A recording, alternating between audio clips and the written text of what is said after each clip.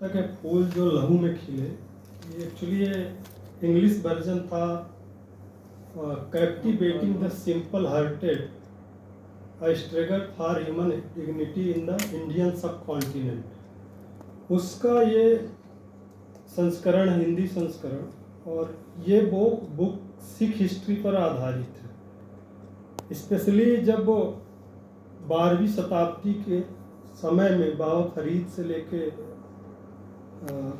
नामदेव, कबीर, नानक, रविदास, गुरु नानक का जो समय काल है, उस टाइम एक विचारधारा ऐसी थी इस देश में जो इंसानों को जानवर से भी नीचा समझती थी। उनके लिए ये जो हमारे भगत हैं, गुरु हैं, वो उनको इंसान का दर्जा देने के लिए उन्होंने कहा कि जो परमात्मा है वो इंसान के अंदर वास करता है।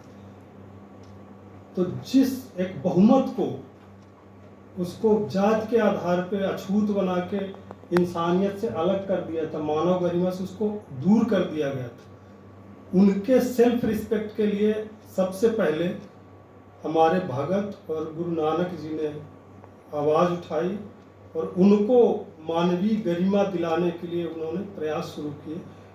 वो गुरु नानक जी थे जिन्होंने कहा, नीची अंदर नीच जात, नीचो मत नीच, नानक तिनके संग साथी। उन्होंने कहा कि जो इस मनुष्य समुदाय में जिनको निम्न से निम्नतम माना गया, हम तो उनके साथ हैं, उनका संग साथ चाहते हैं।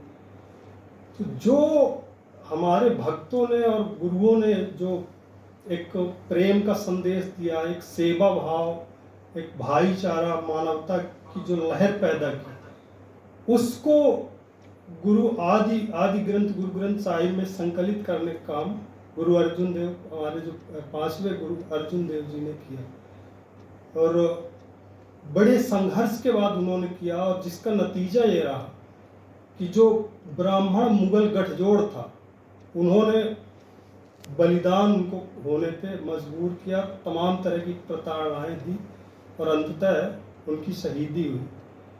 और इसके बाद से जो हमारी सिखी है उसका थोड़ा पैटर्न बदलता है।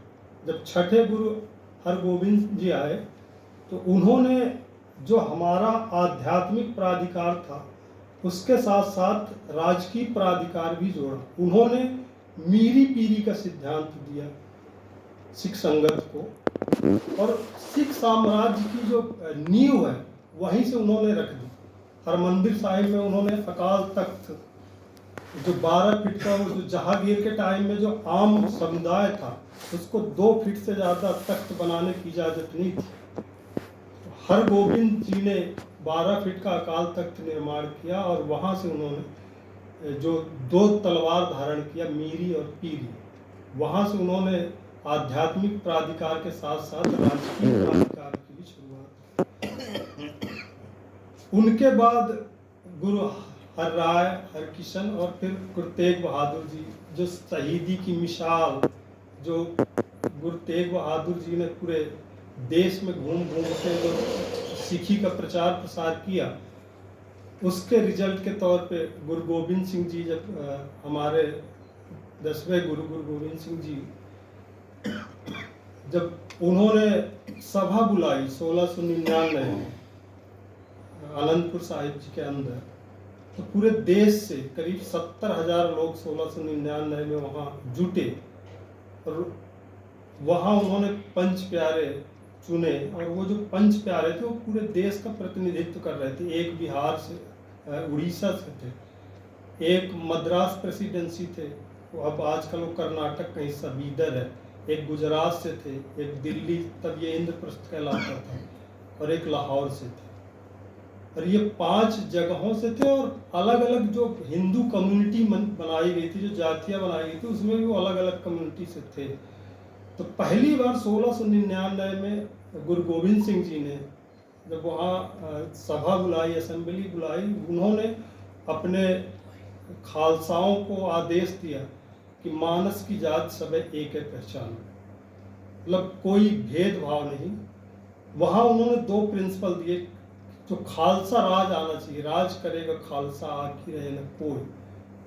तो खालसा राज का मतलब था सेल्फ रूल और सेल्फ रिस्पेक्ट, कि जो मानव की डिग्निटी है उसको बनाए रखना है और सच्चाई का राज आना चाहिए। उस दौरान उन्होंने 1699 में पूरी दुनिया की आबादी करीब 55 करोड़ थी, लेकिन गुरु गोविंद सिंह जी का विजन देखिए कि उन्होंने 96 करोड़ी खालसा की बात करी।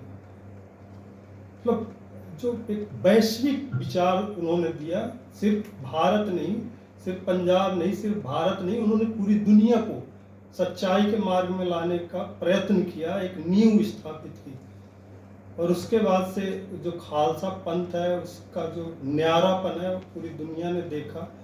बाद में बाबा बंदा सिंह बहादुर आए, उन्होंने बेगमपुरा खालसा राज की नींव रखी, फिर महाराजा रणजीत सिंह जी आए। तो इस तरीके से ये सारी जो सिख हिस्ट्री है वो इस किताब में मिलेगी।